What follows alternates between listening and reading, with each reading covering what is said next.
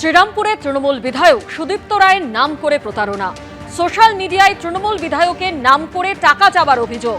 বিধায়কের নামে ভুয়ো ফেসবুক অ্যাকাউন্ট থেকে আর্থিক সাহায্য চাওয়ার অভিযোগ। বিধায়কের আত্মসহায়ক শুভময় দাসের দ্বারস্থ প্রতারিত এক ব্যক্তি। শ্রীরামপুর থানায় প্রতারণার অভিযোগ দায়ের।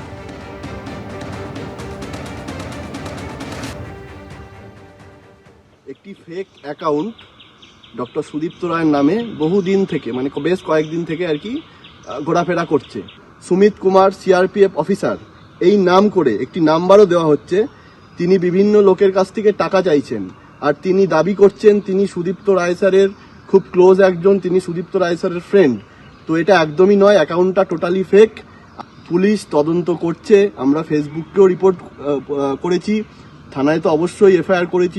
পুলিশের মতো তদন্ত করছে এবং আমাদের যারা পরিচিত, বিশেষ করে যারা স্যারের পরিচিত, স্যারের যারা খুব ক্লোজ লোক এবং যারা তৃণমূল কংগ্রেসের সৈনিক যোদ্ধা, তাদের কিন্তু বিশেষ করে এই অ্যাকাউন্ট থেকে এসএমএস করা হচ্ছে। আপনারা একটু সতর্ক থাকুন। সোনাঝুরিতে রং খেলতে অর্থাৎ দোল খেলতে কোনো বাধা নেই। পুলিশ এই নিষেধাজ্ঞা তুলতেই একেবারে অভয় দিতেই ভিড়। নিজেদের মধ্যে দোল খেলতে ব্যস্ত সবাই। শান্তিনিকেতনের যে কোনো জায়গায় সাধারণ মানুষ দোল খেলতে পারেন, কোনো বাধা নেই, কোনো নিষেধাজ্ঞা নেই। রাজ্যের বিভিন্ন প্রান্ত থেকে আসা মানুষ সকাল থেকেই ভিড় করেছেন সোনাঝুরিতে। বন দপ্তর সোনাঝুরিতে দোল বন্ধের নির্দেশ দেওয়ার পরই বিতর্ক শুরু হয়ে যায়।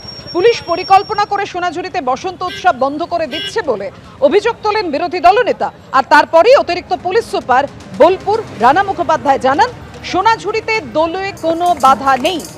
আর এই অভয় পেতেই ভিড় শুরু হয়ে যায় সোনাঝুরিতে বসন্ত উৎসবে।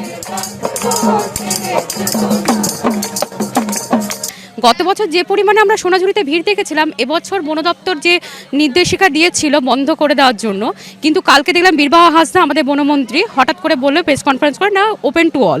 তো সেটা খুব ভালো, কিন্তু সেটা যদি কালকে সকাল দিকে বলতো তাহলে ভিড়টা আরও একটি হতো। দেখলাম ওই পাশে যে শালবাগানে অনেক মানুষ দেখলাম খাবার তৈরি করছিল, তারা দেখলাম বেঁধে টেঁধে নিয়ে চলে গেল। এটা কিছুটা হলো ইকোনমিক দিকটা কিছুটা হলো ক্ষতিগ্রস্ত হয়েছে।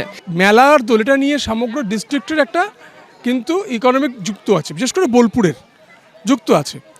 সুতরাং সেই লোকগুলোর কথা, প্রান্তিক লোকেদের কথা, যে আদিবাসী লোকেদের কথা, যারা একটু ঘুগনি করে নিয়ে আসে, একটু আচার করে নিয়ে আসে, একটু বেল মাখা, একটু অমুক তমুক, এইগুলো থেকে কিন্তু তারা কিছুটা রোজগার করলেও করে আর কি করে, স্বভাবতই করে, সেটা কিন্তু বন্ধ হয়ে যাচ্ছে।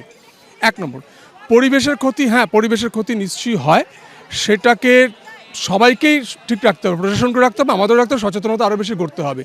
আমি দোল খেলতে দিলাম, নদীকে গাছ কাটা হয়ে যাচ্ছে, সেটাও কাম্য না। তাহলে গাছ লাগানো উচিত, সেটাও ব্যবস্থা নেওয়া উচিত। আমরা সবাই চাই যে না এখানে হোক দোলটা বা মেলাটাও হোক, যাতে আমাদের সবারই একটু এনজয় করতে পারি। বাইরে থেকে যারা বহু মানুষ অপেক্ষা করে থাকে এই দোলে আসার জন্য, তো তারাও যাতে জানতে পারে। আজকে ধরুন হঠাৎ করে অল্প সময়ের মধ্যে ওরা অ্যানাউন্স করলো, সেটা যদি আরও একদিন দুদিন আগে বা বলে দেন, তাহলে কী হবে, বাইরের দেশ যারা লোক আসার জন্য এখানে ইয়ে থাকে তারাও আসতে পারবে এখানে।